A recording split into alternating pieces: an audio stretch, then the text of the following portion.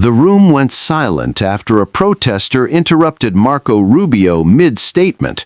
Security stepped in, and everything changed. Keep watching to find out what Rubio revealed next and why it matters far beyond that hearing room. We're now going to hear from Secretary Rubio. After that, we'll do a round of 5-minute questions. And so with that, Secretary Rubio, welcome back to the committee. Love to hear what you have to say. Thank you. I appreciate it. And I'll be brief in my opening statement so we can leave more time for questions. I've submitted a written statement, but I'm not going to use it. I'm just going to talk to you guys for a few minutes. And Marco Rubio, all right, here we go. bombing is killing nothing. Suspend. You know the drill. Off to jail. That's a war crime. That's a 1-year ban from the committee. Anyone who is a persistent violator will be banned for 3 years. So don't know whether the guy falls in that category. Looks like it. I hope after 3 years he'll find a more productive means of employment. Secretary Rubio, we have 2 hearings a week. You know, you seem to have a more robust following than most of our witnesses that come before us. But anyway, there'll be a couple more. So thank you for stopping the clock. But I appreciate it. So.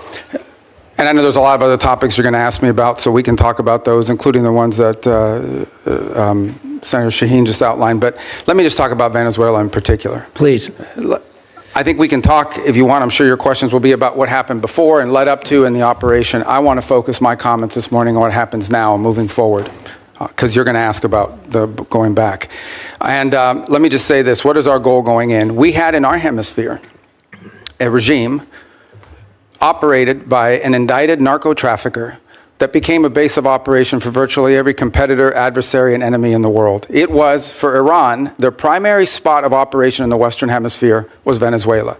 For Russia, their primary base of operation in the Western Hemisphere, along Cuba and Nicaragua, was Venezuela. In the case of China, China was receiving oil at a huge, about $20 a barrel discount. And they weren't even paying money for it. It was being used to pay down debt that they were owed. This is the oil of the people of Venezuela, and it was being given to the Chinese as barter at a $20 discount per barrel in some cases. And so you had basically 3 of our primary opponents in the world operating from our hemisphere from that spot.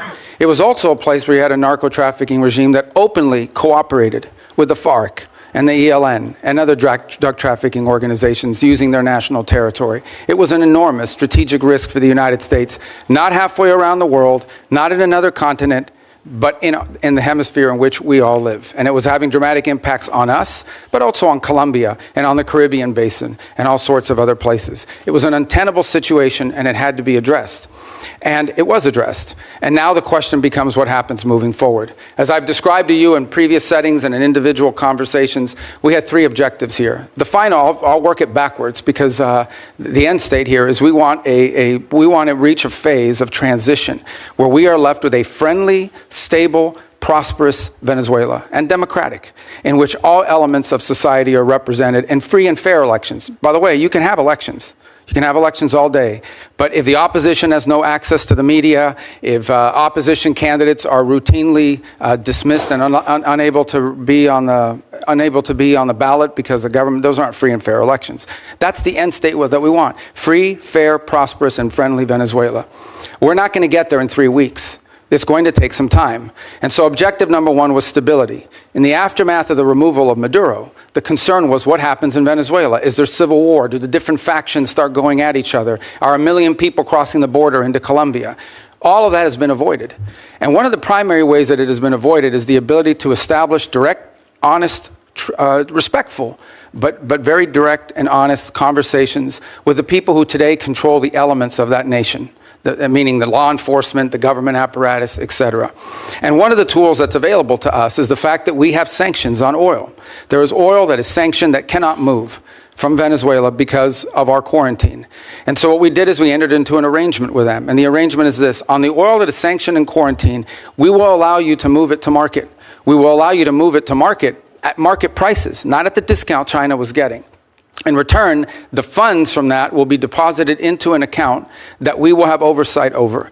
And you will spend that money for the benefit of the Venezuelan people. Why was that important?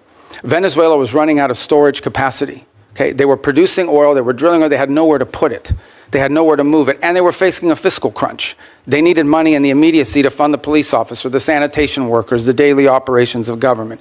And so we've been able to create a short-term mechanism. This is not going to be the permanent mechanism, but this is a short-term mechanism in which the needs of the Venezuelan people can be met through a process that we've created where they will submit every month a budget of this is what we need funded. We will provide for them at the front end what that money cannot be used for. And they've been very cooperative in this regard. In fact, they have pledged to use a substantial amount of those funds to purchase medicine and equipment directly from the United States. As in fact, one of the things they need is diluent, depending how you want to pronounce it. And that basically is the light crude that you need to mix with their heavy crude in order for the oil to be able to be mixed and moved. They used to get 100% of that from Russia. They are now getting 100% of that from the United States. So we're using that short-term mechanism both to stabilize the country, but also to make sure that the oil proceeds that are currently being generated through the licenses we'll now begin to issue on the sanctioned oil goes to the benefit of the Venezuelan people, not to fund the system that existed in the past. The second is a period of recovery. And that is the phase in which you want to see a normalized oil industry. Again, look, we've got plenty of oil. There's plenty of oil all over the world. Canada produces heavy crude, so it's not like Venezuela's oil is unique in that regard, despite the fact they have the largest known reserves in the world. It's not irreplaceable. But we understand that that is the lifeline. Their natural resources are going to allow Venezuela to be stable and prosperous moving forward. And so we have created what we hope to do is transition to a mechanism that allows that to be sold in a normal way, a normal oil industry, not one dominated by cronies, not one dominated by graft and corruption. To that end, the authorities there deserve some credit. They have passed a new hydrocarbon law that basically eradicates many of the Chavez-era restrictions on private investment in the oil industry. It probably doesn't go far enough to attract sufficient investment, but it's a big step from where they were 3 weeks ago. So that's a major change. We can address some of the other components, but I'll run out of time. But one of the parts of the transition phase, or the recovery phase, is beginning to create space for different voices inside of Venezuelan politics to have an ability to speak out. Part of that is the release of political prisoners. By some estimates, up to 2,000.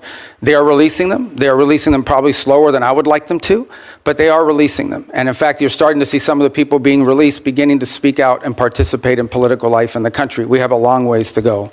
Look, we can talk in more detail about all of these things. Suffice it to say, I'm not here to claim to you this is going to be easy or simple. I am saying that in 3.5, almost 4 weeks, we are much further along on this project than we thought we would be given the complexities of it going into it. And I recognize that it won't be easy. I mean, look, at the end of the day, we are dealing with people over there that have spent most of their lives living in a gangster paradise. So it's not going to be like from one day to the next, we're going to have this thing turn around overnight. But I think we're making good and decent progress. It is the best plan, and we are certainly better off today in Venezuela than we were 4 weeks ago. And I think and hope and expect that we'll be better off in 3 months, and 6 months, and 9 months than we would have been had Maduro still been there. So thank you. After the disruption, Rubio argued Venezuela had become a strategic base for U.S. rivals and said sanctions were now being used as leverage, allowing controlled oil sales to fund medicine, stabilize the country, and slowly push it toward political recovery. Follow for updates.